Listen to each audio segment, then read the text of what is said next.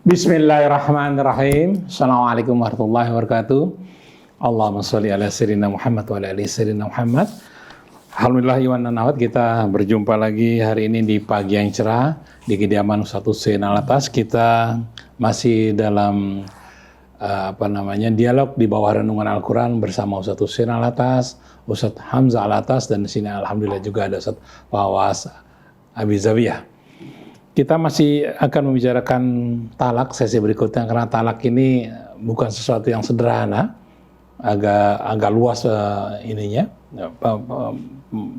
agak luas pandangannya. Bagaimana praktek talak di tengah-tengah masyarakat itu, apakah sesuai dengan Al-Quran atau tidak? Semua sudah diatur dalam Al-Quran. Baik, nanti akan Ustadz Fawaz akan memberikan mukadimahnya seperti apa. Assalamualaikum Ustadz Hussein, Ustadz Hamzah. Ustadz, sebagai mukadimah, jangan lupa dulu kita baca Al-Fatihah dulu. A'udzu billahi minasy syaithanir rajim. Bismillahirrahmanirrahim. Alhamdulillahi rabbil alamin. Ar-Rahmanir Rahim. Maliki yaumiddin. Iyyaka na'budu wa iyyaka nasta'in. Ihdinas siratal mustaqim. Siratal ladzina an'amta 'alaihim ghairil maghdubi 'alaihim waladdallin.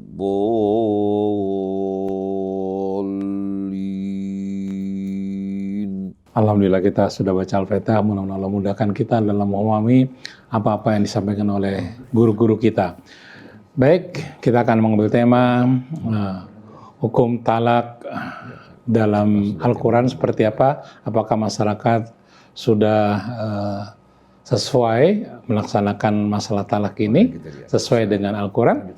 Sebagai mukadimahnya akan disampaikan oleh Ustadz Fawaz Abizawiyah. Kepada Ustadz Fawaz Abizawiyah, kami persilakan. Bismillahirrahmanirrahim. Assalamualaikum warahmatullahi wabarakatuh. Alhamdulillahi rabbil alamin. Wassalatu wassalam ala sayyidil mursalin. Sayyidina wa maulana Muhammadin wa ala alihi tahirin wa khasati ashabihil akramin. Wa radiyallahu ta'ala an baqiyatis sahabah, ansarihim wal muhajirin, wa tabi'ihim bi ihsanin ila yaumiddin, wa alaina ma'ahum wa fihim birahmatika ya arhamar rahimin. Subhanaka la ilma lana illa ma'allamtana innaka antal alimul hakim. Wala haula wala quwwata illa billahil aliyyil azim. Farabbi shrah li sadri wa yassir li amri wahlul 'uqdatan min lisani yafqahu qawli. Rabbana atina min ladunka rahmatan wa hayyi' lana min amrina rasyada. Rabbana zidna ilman hab lana hukman 'allimna min ladunka ilman tawaffana musliman wa alhiqna bis salihin. Wa akhiru da'wana alhamdulillahi rabbil alamin. Kita ucapkan salam sejahtera, keberkahan dari Allah dan rahmatnya semoga tercurah untuk segenap pendengar Radio Silaturahim AM 720 untuk Islam yang satu, begitu pula radio-radio yang bersinergi dengan Radio Silaturahim baik yang ada di Jawa Barat, Jawa Tengah, Jawa Timur, Sumatera, Kalimantan, bahkan di negeri jiran, Singapura dan Malaysia. Semoga kita semua, para pendengar dan pemirsa Rasil TV di mana saja berada, senantiasa dicurahkan rahmat, ampunan, dan keberkahan dari Allah Subhanahu wa Ta'ala. Tidak lupa kita sapa terlebih dahulu guru-guru kita semua yang hadir di sini, menemani Bang Krisna, dan juga ada guruda kita tentunya Al-Ustadz Hussein bin Hamid Alatas, Al-Ustadz Hamzah bin Alatas, Hafidhahumallahu Ta'ala, wa atalallahu baqa'uhuma wa nafa'ana bihima al-ummah al-islamiyah. Amin ya rabbal alamin. Tema kita di kesempatan kali ini melanjutkan kajian tentang seputar talak, ya, panduan Al-Quran tentang seputar talak. Tentunya nanti kita akan lihat bagaimana aplikasi di masyarakat Islam saat ini tentang praktek talak, apakah sudah sesuai dengan panduan Al-Quran ataukah belum. Tentunya pandangan ini harus sejalan dengan panduan kitab suci Al-Quran. Pada pertemuan yang lalu, kita sudah bahas tentang seputar pra-talak, ya, tentang bagaimana mekanisme hal yang memicu adanya talak, namun tentunya dipandu terlebih dahulu oleh Allah Subhanahu wa taala dalam Al-Qur'an agar talak ini tidak terjadi di tengah anak manusia, khususnya umat yang beriman.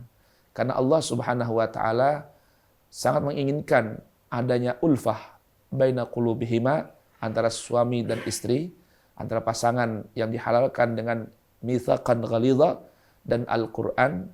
Dalam hal ini Allah Subhanahu wa taala melalui panduannya Al-Qur'an tidak menginginkan terjadinya perceraian. Namun bila terjadi, Allah Subhanahu wa taala telah memberikan bermacam panduan dan solusi.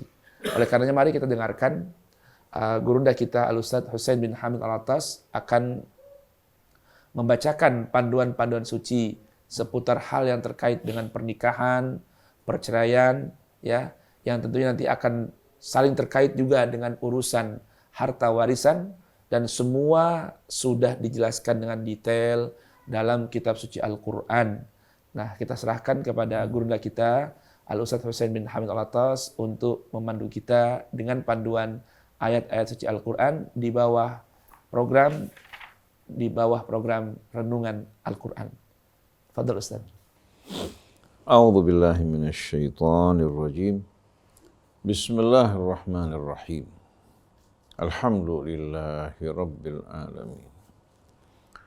Hamdan katsiran tayyiban mubarakan fihi kama yuhibbu rabbuna wa yarda. Allahumma salli wa sallim wa barik ala abdika wa rasulika sayyidina wa nabiyyina Muhammadin wa alihi at-tayyibin wa sahabatihi al-ghurril mayamin wa tabi'ina lahum bi ihsanin ila yaumiddin. Rabbana atina min ladunka rahmah wa hayyi' lana min amrina rasyada. Rabbana zidna ilman wa alhiqna bis salihin. Allahumma atina min indika rahmah wa allimna min ladunka ilman nafi'a wa anfa'na bima 'allamtana. Amma ba'du. Ikhwan akhwat pendengar pemirsa Radio TV Silaturahim dimanapun Anda berada, seluruh kerabat kerja di studio, keluarga besar Radio Silaturahim, Ustadz Hamzah bin Attas Al-Attas yang menemani kita pagi hari ini, begitu pula Ustadz Fawaz Abu Zawiyah, Ustadz Muhammad Krisna, begitu pula Ustadz Isa yang hadir bersama kita, ada juga Atep dan Anis, serta seluruh rekan-rekan yang lain, kepada seluruh kaum muslimin dan muslimat, kepada seluruh keluarga besar yang berasal dari ayah ibu yang sama. Assalamullahi alaikum jami'an wa rahmatullahi wa barakatuh.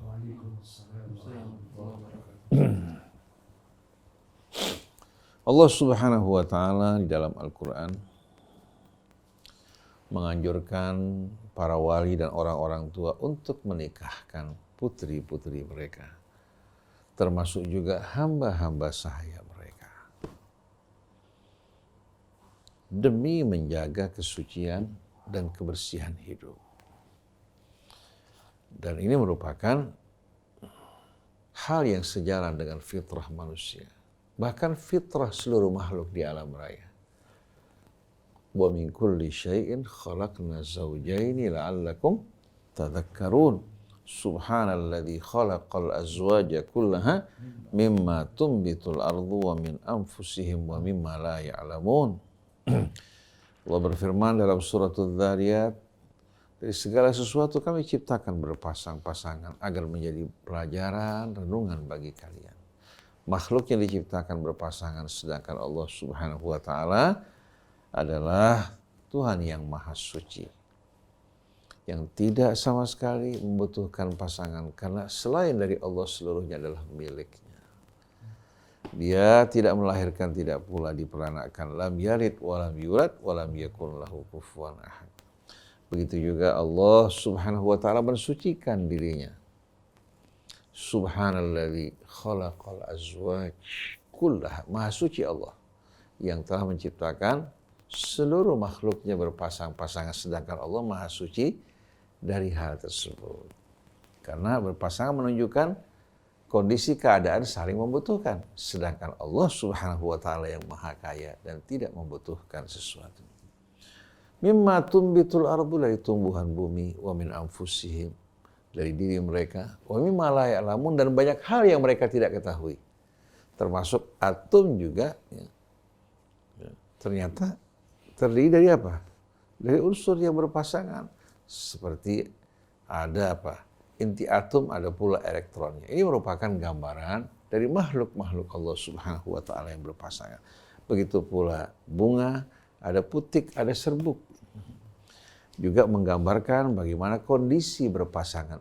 Nah, Allah yang menciptakan semua ini, dia tidak sama sekali tidak sama sekali beristri, tidak pula dia beranak maupun diperanakan. Ini merupakan contoh-contoh untuk menjelaskan keesaan Allah Subhanahu wa taala dalam Al-Qur'an.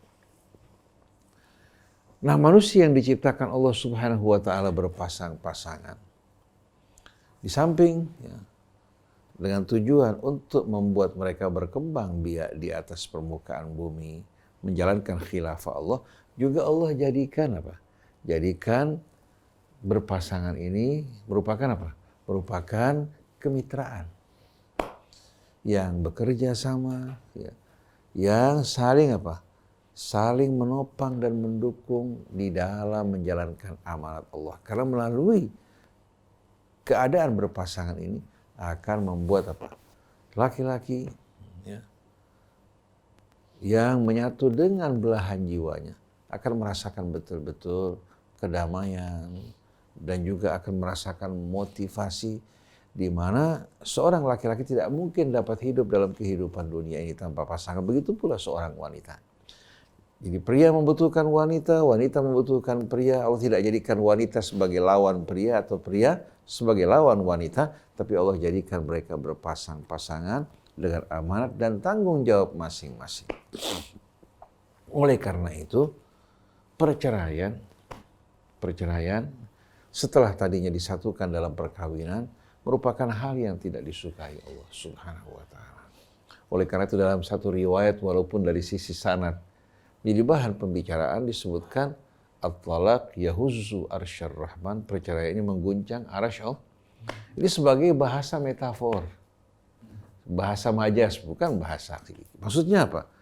Bukan berarti perbuatan manusia mengguncang kekuasaan Allah Subhanahu wa taala, tapi perpisahan setelah bersatu merupakan hal yang amat tidak disukai Allah Subhanahu wa taala. Oleh karena itu dalam perceraian kita saksikan bagaimana Allah menunjukkan tahapan-tahapan yang semuanya berusaha menjaga keutuhan rumah tangga. Kalau sudah tidak dapat disatukan, mereka harus berpisah, maka perceraian bukan lagi merupakan lampiasan marah dan emosi, ya, tapi solusi. Seperti seorang yang giginya sakit. Selagi bisa ditambal. Tapi kalau sudah mulai infeksi dan dibiarkan menjalar kemana-mana tempat, maka untuk menyelamatkan yang lain, gigi yang sakit dicabut. Tapi selagi bisa dirawat, maka merawat gigi merupakan pilihan yang harus dilakukan. Begitu juga dalam kehidupan rumah tangga, asal ada tekad minat di hati keduanya untuk memperbaiki diri, Allah akan satukan mereka. In yurida islahan yuwaffiqillahu bainahuma. Asal di hati mereka ada minat melakukan islah, Allah akan memberikan bimbingan. Tapi kalau sudah tidak ada minat dari keduanya maupun salah satunya, memaksakan mereka bersatu dalam ketidaknyamanan akan membuat hal ini mendatangkan efek-efek yang tidak baik. Oleh karena itu, kalau memang mereka memilih berpisah dengan cara baik-baik. Sebagaimana bertemu dengan cara baik-baik, ya, berpisah dengan cara baik-baik. Fa imma imsakum bima'ruf au tasrihun bi ihsan. Ini adab yang Allah ajarkan kepada kita. Oleh karena itu laki-laki tidak boleh membawa dan mengumbar nafsunya. Menolak bimbingan petunjuk Allah berarti melanggar batas-batas yang telah digariskan oleh Allah dan akan mengakibatkan kerugian buat dirinya. Tilka hududullah wa man yata'adda hududallah faqad zalama nafsah. Begitu juga perempuan pada saat emosi marah nggak bisa dan nggak dibenarkan mengikuti nafsunya, melanggar larangan-larangan Allah yang akan berakibat fatal buat mereka. Jadi pada saat mereka marah tetap tidak keluar dari hukum dan aturan Allah. Pada saat mereka senang, ridha juga mereka tidak keluar dari ketentuan Allah. Ini menandakan seorang khalifah yang menjalankan amanat Allah dengan sebaik-baiknya. Nah, mengingat kehidupan rumah tangga, tempat lahirnya generasi manusia yang akan datang, di mana kelurusan mereka berpengaruh terhadap kelurusan, kestabilan kehidupan di masa akan datang, maka ayat-ayat hukum dalam Al-Quran sebahagian besar fokus untuk menjelaskan hak dan kewajiban, baik bagi suami maupun bagi istri, termasuk hak-hak anak-anak yang lahir dari mereka.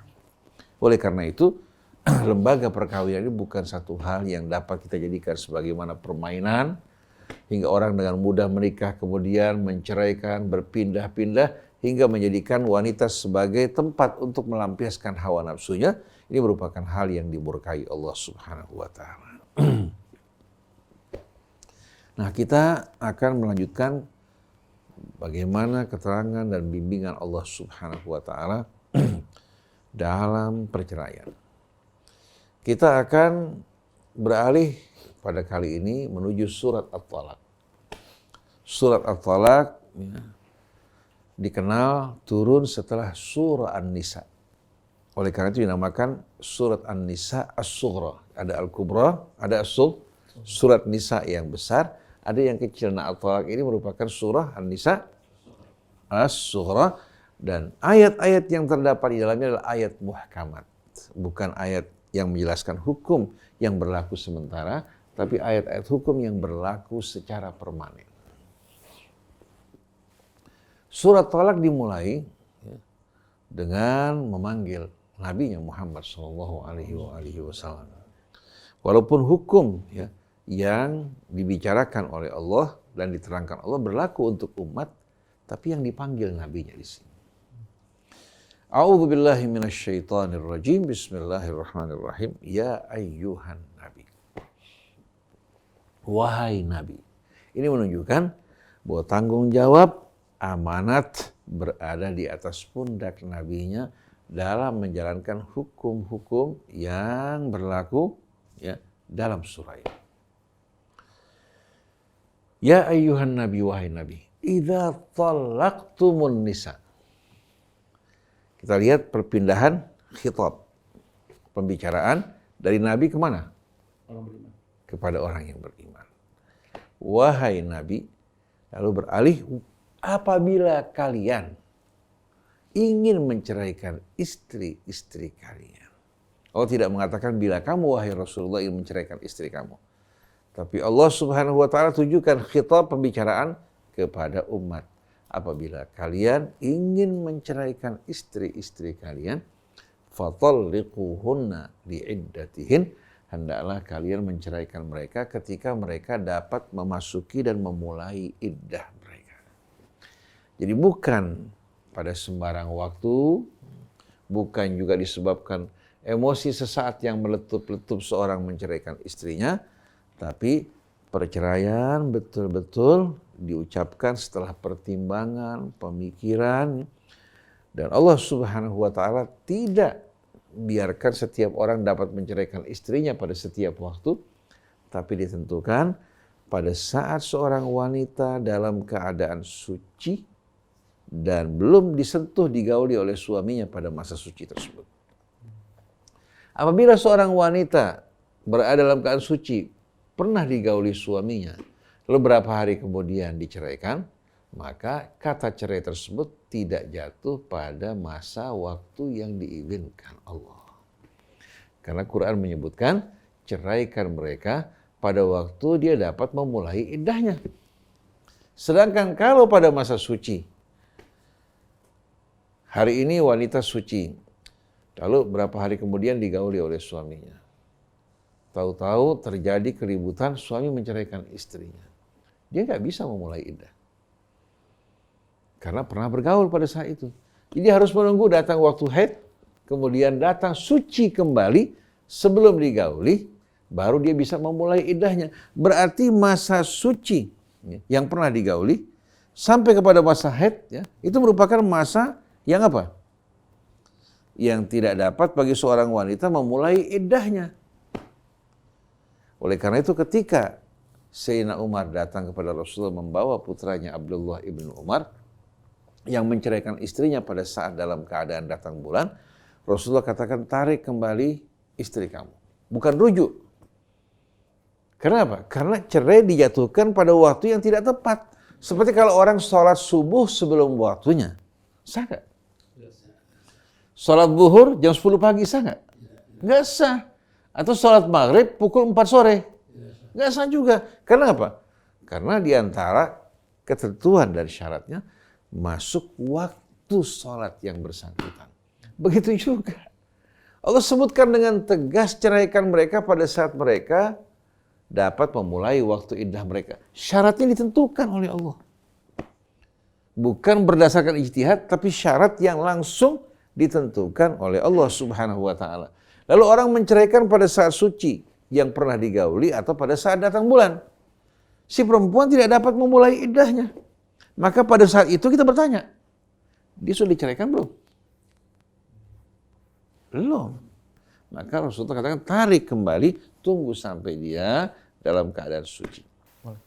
Oke Ustaz, boleh izin bacakan teks hadisnya? Iya. Baik. Bismillahirrahmanirrahim. Akhrajal Bukhari wa Muslim wa ghairuhuma an Salim anna Abdullah bin Umar akhbarahu annahu tallaqa imra'atan lahu wa hiya haidun. Fadzakara Umaru li Rasulillah sallallahu alaihi wa alihi wasallama fataghayyada Rasulullah sallallahu alaihi wa alihi wasallama thumma qala liyuraji'ha thumma yumsikha hatta tathura thumma tahidu fatathur fa in badalahu an yutalliqaha tahiran qabla an yamassaha fatilkal iddatu allati amara biha Allahu azza wa jalla. Haditsun sahih. Jadi hadis ini diriwayatkan dari Salim. Salim kita tahu merupakan maula dari Abdullah bin Umar. Dan orang yang dikenal thiqah, ya. Dan kasus terjadi langsung pada sahabat. Ya. Sahabat yang bersangkutan. Artinya merupakan kasus yang tidak meragukan sama sekali. Di dalam hadis disebutkan bahwasannya Bukhari mengeluarkan satu hadis yang diriwayatkan dari Salim, maula dari Ibnu Umar, bahwa Ibnu Umar menceraikan istrinya dalam keadaan haid. Akhirnya Rasulullah perintahkan dengan marah ya, karena ini pelanggaran. Dia menjadi tanggung jawab Rasul untuk mengawasi hal ini. Liyuraji'ha, suruh dia mengambil kembali istrinya. Kata liyuraji'ha bukan berarti rujuk. Karena rujuk itu apabila cerai dijatuhkan pada tempatnya, kemudian si perempuan berada pada waktu iddah, kemudian dirujuk kembali. Tapi kalau kata cerainya belum jatuh pada tempatnya, pada waktunya, bagaimana dikatakan rujuk yang syar'i? Itu bukan rujuk, tapi apa? Menarik kembali, kemudian dia menunggu sampai suci. Kemudian haid lagi, kemudian suci. Apabila dia berfikir, berniat untuk menceraikan istrinya, dia ceraikan tahiran, dalam keadaan suci, sebelum disentuh dan digauli. Kita lihat kata haid sama tahir. Bagi seorang wanita, ya, biasanya menggunakan kata apa? Tahirah dan haidah. Betul tidak? Tapi karena laki-laki tidak haid, maka tidak perlu ada tanda. Laki-laki tidak haid kan? Jadi nggak perlu dikatakan imra'atun haidah, karena nggak ada laki-laki yang haid. Begitu juga nggak dikatakan imra'atun tahirah, karena yang suci setelah haid adalah wanita, laki-laki tidak. Jadi ceraikan dia kalau memang dia berpikir untuk menceraikan istrinya pada saat suci sebelum digauli. Ini bimbingan Rasul. Bahkan Rasul mengatakan, tunggu sampai dia suci, kemudian tunggu sampai dia haid kembali, tunggu sampai suci. Baru dia kalau ingin ceraikan, jangan disentuh, ceraikan. Berarti kan ini menunjukkan bahwa niat bercerai bukan apa? Sesaat. Emosi muncul, tapi atas dasar pertimbangan. Dan bagaimana kita menyaksikan Rasulullah dalam keadaan marah karena pelanggaran tersebut. Lalu dia mengatakan, diceraikan istri pada saat suci sebelum digauli, itulah merupakan iddah yang Allah perintahkan wanita untuk diceraikan pada saat itu. Fatilka hiyal iddatul lati amarallahu an yutalliqan nisaa 'alaiha, dalam riwayat yang lain. Jadi kita lihat di sini bahwa menceraikan istri pada saat waktu wanita tidak dapat memulai iddahnya jelas-jelasan batil. Lalu ada sebagian fuqaha, sebagian madhab mengatakan bahwa cerainya di sini dianggap sah cuma bid'ah. Ini merupakan hal yang paling aneh, yang paling mengherankan. Kalau kita mengesahkan, berarti mengesahkan sesuatu yang Allah Subhanahu wa Ta'ala apa? Larang. Mengesahkan apa yang dilarang Allah, dilarang juga oleh Rasulnya. Jadi seharusnya cerai semacam ini tidak sah, mereka masih sebagai suami istri. Kalau mereka ingin menceraikan, tergambar dari liyuraji'ha thumma yumsikha. Dan lamnya lamul amr. Lamul amr. Jadi orang beranggapan bahwa ini bukan kata perintah. Kalau orang memahami bahasa Arab, tahu bahwa lam ini merupakan lamul amri, seperti juga firman Allah, wal yadribna bi khumurihinna ala juyubihin, hendaklah mereka menjulurkan kerudung mereka hingga menutupi dada mereka. Lamnya di sini lamul amri. Lamnya lamul amri, kata perintah. Menggunakan fi'il mudhari dengan didampingi lamul amri sama dengan apa? Hendaklah kalian menggunakan penutup kepala kalian hingga dada-dada kalian. Nah, kalau kita lanjutkan di sini, fatalliquhunna li'iddatihin, ceraikan mereka pada saat mereka dapat memulai iddah mereka, hanya pada saat suci sebelum digauli atau pada saat hamil sudah jelas kehamilannya. Berarti Ustaz, pertama yang dapat Al-Fakir pahami, hadis ini layak untuk dijadikan sebagai bayan waqi'i dari Al-Quran tadi ya. Di samping sebagai bayan, karena hadis ini nggak berdiri sendiri. Karena ayat Al-Quran tadi menjelaskan hal tersebut, contohnya dari hadis. Ya, contohnya dari hadis. Baik, kedua Ustaz, kalau melihat panduan Al-Quran yang berfirman fatalliquhunna li'iddatihinna, kemudian ada misdaq dari sebuah hadis yang sahih, yang mutabik lil Quran ini, berarti mau tidak mau pemahaman tentang dua macam talak, yaitu talak sunni dan bid'ah itu tidak berlaku Ustaz ya. Dalam orang fikih Ustaz. Kan dalam fikih ada talak sunnah, ada talak bid'ah. Iya. Itu Ustaz. Betul. Di sini perlu kita bedakan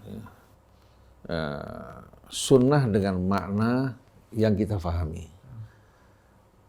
Sunnah kan sering didefinisikan sebagai ucapan Rasul, perbuatan Rasul, atau satu perbuatan yang disaksikan Rasul, Rasul tidak mengingkarinya. Sebetulnya definisi ini cocok untuk hadis, tapi tidak cocok untuk sunnah. Sunnah terbagi dua. Ada yang sifatnya wajib, ada yang sifatnya mustahab. Jadi sunnah terbagi apa? Kepada al-mustahab, kembali kepada al-wajib. Al-mustahab artinya amal-amal yang disukai dan dicintai oleh Allah dan Rasulnya. Tapi tidak bersifat wajib. Seperti orang melakukan rawatib, ba'diyah, qabliyah. Ya. Kemudian juga kunut merupakan mustahabat. Saat ditinggalkan pun tidak apa? Tidak membatalkan sholat.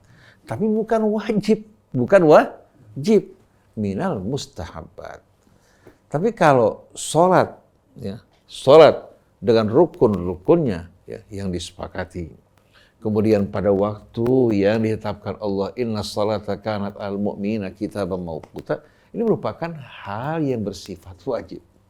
Kalau kita langgar, maka kita meninggalkan yang wajib. Berarti sah nggak sholat kita kalau kita lakukan bukan pada waktunya? Atau tidak mengikuti rukun-rukun sebagaimana yang ditetapkan oleh Allah Subhanahu wa Ta'ala. Kalau meninggalkan mustahabat bukan merupakan satu dosa. Tapi kalau meninggalkan yang wajib, itu merupakan pelanggaran. Begitu juga cerai yang ditentukan waktunya. Tidak dibolehkan pada waktu perempuan dalam keadaan haid maupun suci yang sudah digauli. Maka dengan sendirinya menjelaskan bahwa apa yang dilakukan pada saat itu batil, tidak sah. Jadi arti sunnah lebih tepat itu satu hal yang merupakan tatbik atau aplikasi Rasul terhadap Al-Quran. Iya, jadi pengamalan Rasul terhadap Al-Quran dan tuntunannya. Nah, ada yang kembali kepada al-mustahabbat, ada yang kembali kepada al-wajibat. Oleh karena itu pernah saya sekali waktu bicara kepada seorang ikhwan dari Salafi. Saya mengatakan sunnah itu tidak semuanya wajib. Ada sebagian yang bersifat mustahabbat. Dia bingung. Apa itu mustahabbat? Jadi rupanya ustadz ini tidak mengajarkan pembahagian hukum syar'i hingga akhirnya dia mengalami kebingungan. Dia beranggapan sunnah itu merupakan apa? Hal yang wajib seluruhnya. Padahal ada yang kembali kepada al-mustahabbat, amal-amal yang dicintai kalau dilakukan tapi tidak harus. Tapi ada yang sifatnya harus, di mana ini kembali kepada tuntunan Allah dan Rasul-Nya, di mana kalau diabaikan, ditinggalkan, tidak sah amal yang kita lakukan. Nah, terkait dengan talak yang sunnah, artinya talak yang sejalan dengan panduan Quran dan aplikasi Rasul. Apalagi perintah di sini kan. Naam. Kemudian Rasul diperintahkan untuk apa? Untuk menjadi penanggung jawab dalam Ya ayuhan masalah. Nabi. Iya. Ya ayuhan Nabi. Kemudian dijelaskan juga sebagai tilka hududullah wa man yata'adda hududallah faqad dzalama nafsah. Maka ulama yang memberikan fatwa bahwa talak semacam ini sah tapi bid'ah, dia berarti melanggar hududullah. Dan yang uniknya Ustaz, di mana-mana bid'ah itu kan mardudah. Iya. Tapi kalau dalam hal ini disahkan, Ustaz, ini yang pertanyaan juga iskal. Itu yang mengherankan Istilah. luar biasa. Nah. Nah, kalau kita lanjutkan sebelum Ustaz Hamzah berbicara, setelah Allah Subhanahu wa taala mengatakan fatalliquhunna li'iddatihin. Lalu Allah perintahkan agar betul-betul masing-masing menghitung waktu iddahnya dengan baik. Wa ahsul iddah. Hitung waktu iddah. Karena ini berkaitan dengan hak dan kewajiban. Kewajiban nafkah dari suami. Kemudian seandainya salah satunya meninggal dunia, dalam keadaan iddah masih saling mewarisi. Artinya mereka masih belum final sebagai apa? Pasangan yang berpisah. Masih dalam keadaan suami istri. Oleh karena itu si perempuan nggak boleh menerima lamaran Di masa iddah. di masa iddah. Karena dia masih apa? Bersuami. Oleh karena itu rumahnya pun masih rumah mereka. Kita lihat coba. Jadi wattaqullaha rabbakum, dan bertakwalah kepada Tuhan kalian. Jangan sampai kalian berbohong. Karena si perempuan bisa aja mengatakan iddahnya sudah habis karena mau buru-buru pisah. Atau ada kejadian si perempuan hamil nggak memberitahukan suaminya, kemudian dia gugurkan kandungannya. Gugurkan kandungannya. Akhirnya satu waktu kita menyampaikan hal ini, dia mengatakan, Ustaz, bagaimana Ustaz? Dulu saya gugurin kandungan karena mau buru-buru pisah sama suami. Jadi dia nggak tahu masalah ini. Karena Quran tidak dibacakan. Sampai Allah bilang apa? Wal mutallaqatu yatarabbasna bi anfusihinna wa la yahillu lahunna an yaktumna ma khalaqallahu fi arhamihin. Mereka nggak boleh sama sekali menyembunyikan apa yang di rahim mereka. Jadi kalau dia hamil, harus dilaporkan bahwa dia hamil. Kalau dia tidak hamil, jangan juga mengacaukan pemberitahuan bahwa dia sudah bersih padahal belum bersih. Atau sengaja diperpanjang. Dimatakan saya masih apa? Masih dalam keadaan haid, padahal sudah suci, padahal sudah berakhir pada saat itu. Jadi masing-masing diperintahkan untuk menjaga karena ini berkaitan dengan hak dan kewajiban. Kemudian apa? La tukhrijuhunna min buyutihin. Jangan keluarkan mereka dari rumah-rumah mereka. Ini menunjukkan itu masih rumah mereka dan suami masih suaminya. Jadi buyutihinna ini Allah nisbatkan kepada wanita. Wanita. Jelas-jelas Allah nisbatkan rumah kepada wanita untuk menjelaskan bahwa mereka memiliki hak untuk tinggal bermalam di rumah tersebut dan status mereka sebagai istri dan suami tetap sebagai suami. Tapi sayangnya seringkali laki-laki buntel pakaiannya lalu diboyong si perempuan ke rumah orang tuanya. Bu, bapak, saya ambil anak bapak ibu dengan baik-baik, saya pulangin dengan baik-baik. Dia beranggapan ini cara yang paling beradab. Dan itu prakteknya Ustaz. Iya. Rata-rata begitu. Itu udah paling bagus Ustaz. Iya. Dianggap paling bagus. Paling bagus. Biasanya dibuntel, dicaci, dimaki, ditendang sampai keluar rumah. Jadi kita lihat waktu istri diperlakukan begitu mulia, waktu marah diperlakukan percis seperti seekor binatang. Ini perbuatan-perbuatan yang tidak manusiawi dan tidak islami.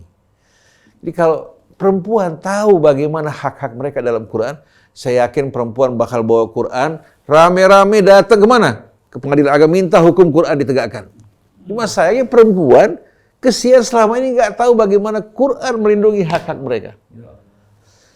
Itu ada nahinya, ada taukidnya lagi. Iya. Ada nun taukid. La tukhrijuhunna min buyutihin. Jadi kita lihat di sini bagaimana Allah Subhanahu wa taala mengingatkan jangan sekali-kali kalian usir mereka dari rumah-rumah mereka. Wala yakhrujna, sebagaimana enggak boleh diusir, mereka juga tidak boleh keluar dari rumah mereka. Ada perempuan bilang, "Kalau gitu kita gimana Ustaz kalau sampai senggol-senggolan lagi? Kalau sampai suami narik kita gimana?" Itu yang diinginkan. Supaya kamu rujuk kembali. Kalau jauh, setan misahkan kalian, kemudian nyebarkan berita-berita yang nggak bagus. Iya, dia beranggapan kalau dia sudah diceraikan oleh suaminya, dia nggak boleh ketemu suami. Sampai sering kita dengar berita perempuan kalau dicerai sama suami nggak boleh lagi ketemu suami, harus ngumpet. Aneh nggak? Padahal dipisahkan kamar saja. Kalau kamar cuma satu, si laki-laki tinggal di sofa, si perempuan tinggal di dalam. Seperti anjuran Al-Quran nanti dalam surah apa? Dalam surah At-Talaq berikutnya. Nah setelah itulah tukhrijuhunna min buyutihin wala yakhrujna illa an ya'tina bifahishatin mubayyinah, kecuali kalau mereka melakukan perbuatan keji yang terbukti, contohnya berzina, berselingkuh, maka hak dia di rumah tersebut tidak ada lagi. Kalau begitu dia berselingkuh, ya, maka terpisah otomatis dari suami mereka. Kemudian apa? Illa an ya'tina bifahishatin mubayyinah. Kemudian tilka hududullah. Ini bukan main-main, bukan pendapat ulama, bukan pula ucapan Nabi, ya. Tapi langsung Allah yang turun tangan mengatakan bahwa ini merupakan atau itu merupakan hudud, jamak dari had, batas ketetapan yang langsung ditetapkan Allah Ta'ala. Siapa yang melanggarnya, maka berarti dia telah membolimi dirinya. La tadri la'allallaha yuhdithu ba'da dzalika amra. Kamu nggak tahu. Bisa aja sekarang marah, sekarang benci, sekarang maki-maki, nggak lama lagi apa? Saling merindukan, tangis-tangisan. Saya pernah lihat seorang laki-laki cekek istrinya. Nyekek istrinya, marah-marah yang luar biasa. Akhirnya datang ke rumah nangis-nangis, ya. Si perempuan nggak mau lagi balik sama suaminya. Orang tuanya juga marah, mengatakan saya nggak meridokan air susu saya kalau kamu balik sama suami kamu. Saya diam aja. Nggak lama kemudian mereka pisah. Setelah pisah sekian lama, kalau nggak salah 2 bulan lebih, apa hampir mereka 3 bulan, si perempuan datang ke rumah saya, kunjung, bicara-bicara. Lalu dia mulai tanya, Ustaz pernah ketemu sama abahnya anak-anak? Saya bilang pernah. Dia udah kawin lagi ya? Kamu mau balik lagi? Saya bilang. Dia udah kawin lagi Ustaz pasti. Dia bilang enggak, dia masih mau kembali sama kamu. Malu-malu dia mengatakan enggak, karena pernah bilang dia nggak balik lagi. Subhanallah, diam-diam mereka balik lagi. Sampai orang tuanya yang bilang saya nggak ridho akan air susu saya, ternyata apa? Si orang tua diam. Ternyata si perempuan lebih suka nyebrang ke suaminya daripada dirinya yang melahirkan. Orang perempuan tua kalau ikut campur dalam urusan suami istri, ujung-ujungnya bakal apa? Bakal jadi musuh mereka semuanya. Jadi kita lihat bagaimana kemarahan yang berapi-api. Bayangin suaminya ke istrinya, karena emosi, tahu-tahu saling mencekik, kemudian saling berangkulan kembali dan bermesraan. Jadi lah tadi kamu nggak tahu. La'allallaha yuhditsu ba'da dzalika amra. Bisa aja Allah mengubah keadaan kalian yang tadinya marah, membenci, saling mencintai satu sama lain. Nah, selanjutnya Ustaz Hamzah bisa melanjutkan. Baik, Ustaz, Masya Allah, tabarakallah. Ini menarik Ustaz ya. Wa tilka hududullah. Ini nanti kita mungkin minta sambil Ustaz Hamzah memberikan gambaran juga ini sebelum nanti Ustaz Husain lengkapi kembali. Wa tilka hududullah. Ustaz Husain dan Ustaz Hamzah ini dalam Al-Quran Al-Fakir melihat dan merenungkan dan juga menemukan ini. Hududullah ini dalam Al-Quran terulang dalam 4 surah. Ya. Di antaranya Al-Baqarah, kemudian An-Nisa, Mujadilah, dan At-Talaq. Ini semua kembali pada urusan wanita, Ustaz. Gitu ya, tilka hududullah. Nah, ini korelasinya bagaimana Ustaz Hamzah? Indah sekali nih hududullah ini. Dan apakah ini memang ketetapan Al-Quran ini tidak boleh ada campur tangan manusia untuk berijtihad walaupun seorang nabi? Sampai Allah tetapkan tilka hududullah. Wa man yata'adda hududallah faqad zalama nafsah. Mungkin Ustaz Hamzah bisa berikan panduan di seputar keindahan ayat Al-Quran ini. Fadhal Ustaz Hamzah. Bismillahirrahmanirrahim. Alhamdulillahirabbil alamin. Allahumma shalli wa sallim ala sayyidina Muhammadin wa ala ali sayyidina Muhammad. Rabbana zalamna anfusana wa illam taghfir lana wa tarhamna lanakunanna minal khasirin. Rabbana zidna ilma wa alhiqna bis salihin. Rabbana la tuzigh qulubana ba'da idh hadaytana wa hab lana min ladunka rahmah innaka antal wahhab.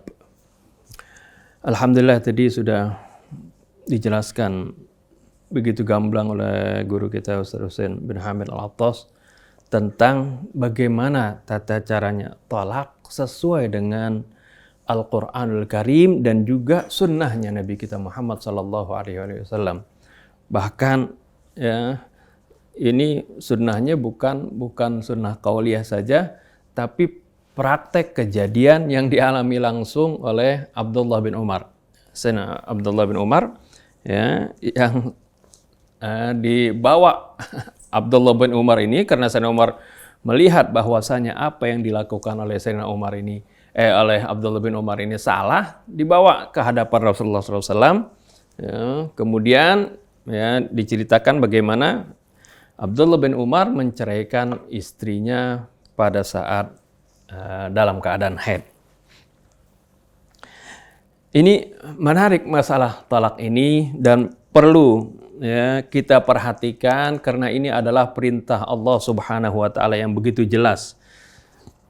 Dan Allah tahu ya, Allah tahu apa yang terjadi pada saat sekarang.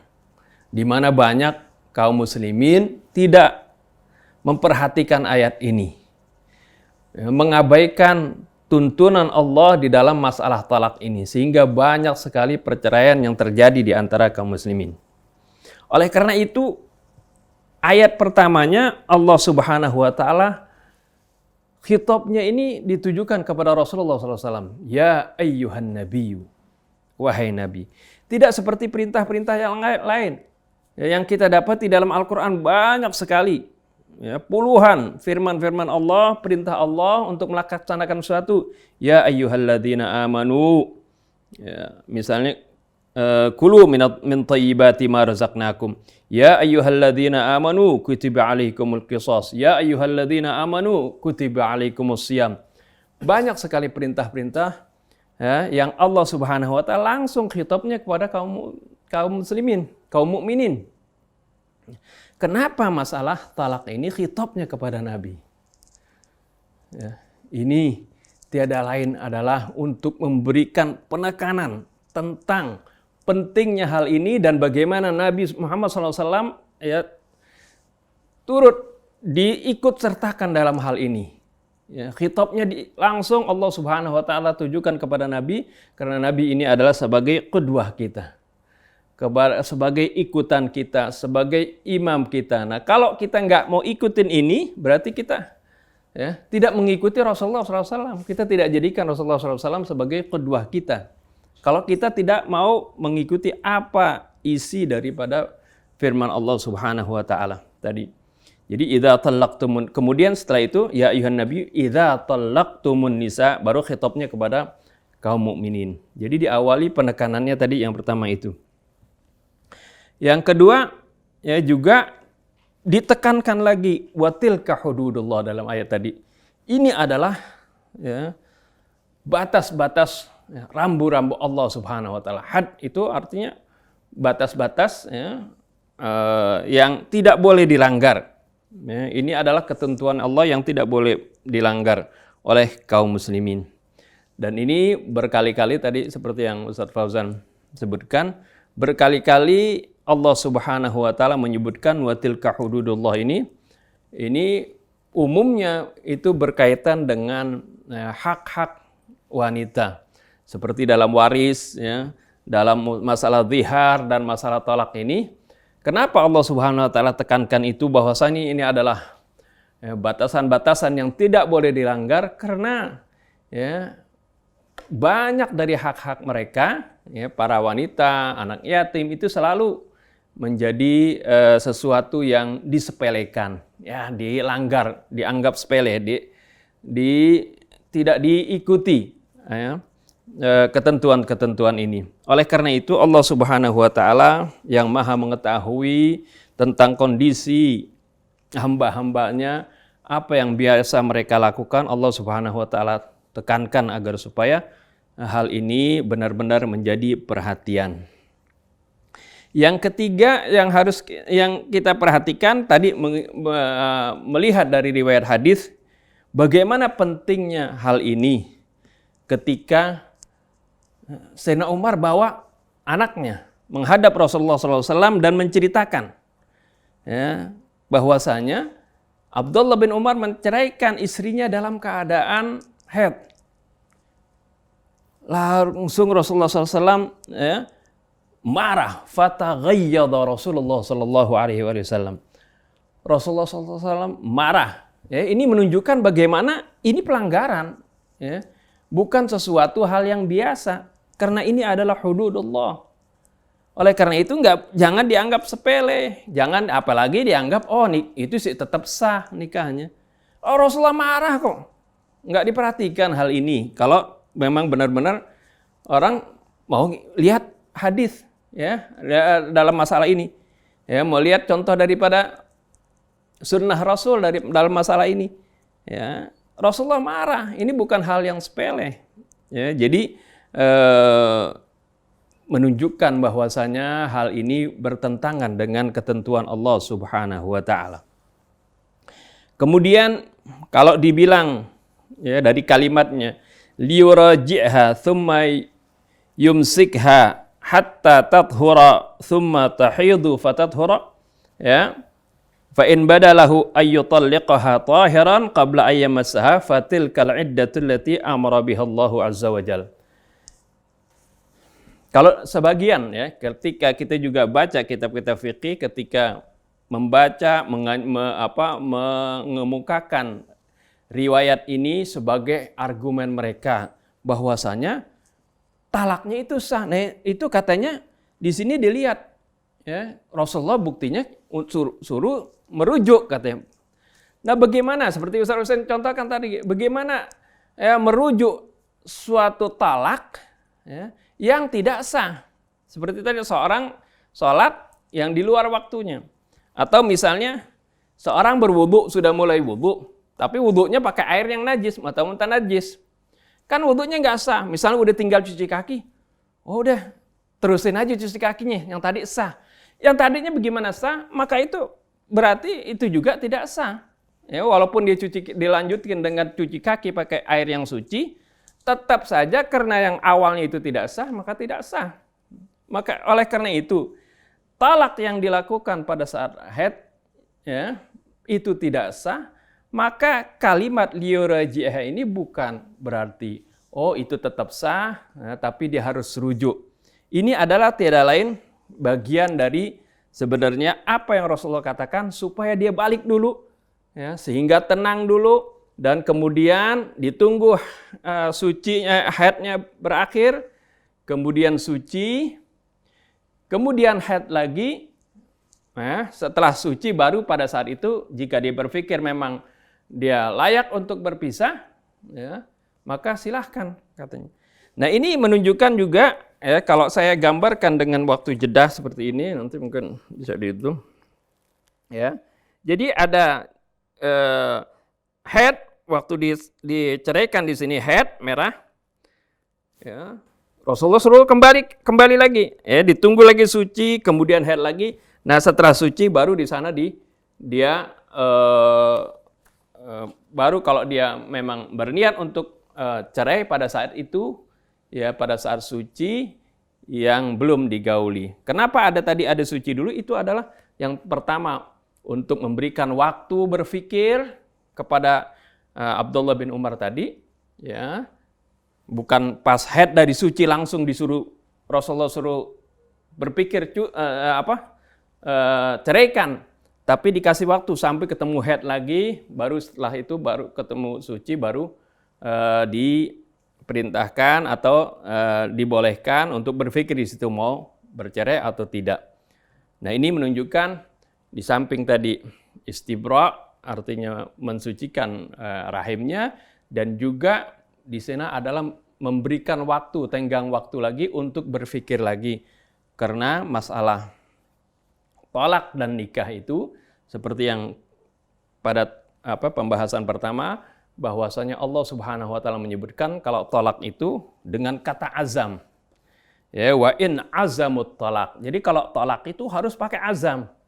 Harus pakai niat yang kuat, harus pakai tekad, harus pakai pertimbangan, harus ya difikirkan matang-matang. Begitu juga ya, itu dalam firman Allah, wa in azamut talaqa fa innallaha samiun alim. Ada firman Allah lain mengenai akad juga begitu. Wala ta'zimu 'uqdatan nikahi hatta yablughal kitabu ajalah. Jadi nikah dan tolak itu ada kalimat azamnya di sana. Artinya ini merupakan sesuatu yang bukan main-main. Nah, giliran rujuk nggak ada kalimat itu. Rujuk nggak ada. Oleh karena itu tadi Ustaz Husain bilang, kalau gimana kalau ntar kita kan satu rumah, akhirnya senggol-senggol lagi. Maka itu ya, sudah rujuk nanti bisa gampang rujuk. Jadi rujuk nggak repot-repot. Jadi memang inilah yang Allah harapkan. Jadi gampang rujuk itu. Jadi bukan seperti tolak yang harus dipikirkan. Kemudian di sini sedikit nambahin. Jadi fatalliquhunna li'iddatihinna, maka talaklah mereka itu wanita li'iddatihinna pada saat mereka siap ya menghadapi iddahnya. Nah, apa itu iddah? Bagaimana iddahnya? Nah, bagi orang yang haid, iddahnya adalah salah satu quru. 3 kali gabungan antara suci dan haid. Ya, saya gambarkan seperti ini. Suci, jadi sini pada saat habis haid, suci yang belum digauli, ini baru mulai kita ngitung ini. Ya, kemudian suci kan haid kan, habis suci kan haid itu 1 bulan biasanya. Ya, kemudian suci lagi, haid lagi, nah ini 2 bulan, suci lagi, haid lagi 3 bulan itu. Kalau di perhitungan dengan datang bulan seperti itu, 3 kali gabungan antara suci dengan haid. Baik Ustaz Hamzah. Ini untuk kasus yang wanita normal ya. Lalu bagaimana dengan orang yang masa sucinya panjang? Kan at-tuhru bainal hadatsaini kan ini umumnya segini Ustaz. Ya kan? Tapi kalau ada yang masa sucinya panjang dari haid itu bagaimana Ustaz? Hitungan perceraiannya itu, masa iddah, maksudnya masa iddahnya. Masa iddah ya. Nah. Jadi yang kedua tadi yang normal ya, haid suci dan haidnya normal.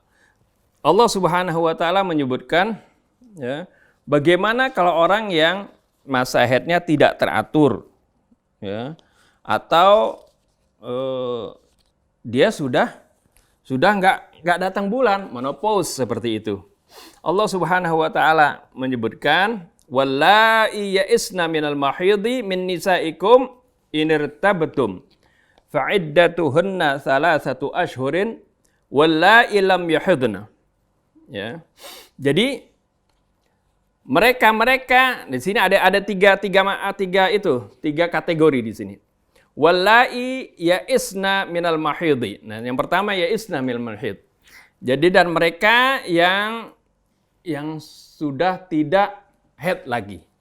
Atau ini yang monopause, ya, yang sudah tidak datang bulan. Biasanya setelah umur 50 misalnya ke atas, ya, udah nggak datang bulan lagi. Ini artinya ya'isna minal mahid.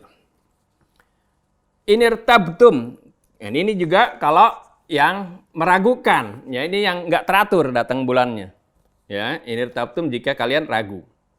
Jadi kondisi tidak teratur datang bulannya. Dan juga wallai lam yahidna, dan juga bagi mereka yang belum datang bulan. Ya, belum. Yang masih suci panjang saja. Iya, suci panjang ya, yang tidak atau bisa juga misalnya ya dia nggak datang bulan, misalnya orang yang wanita yang iya, ada kasus wanita yang haidnya setahun sekali doang Ustaz. Iya, itu juga sama ya.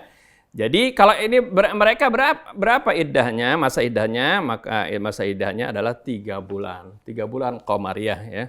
3 bulan qamariyah, maka itu bagi buat mereka yaitu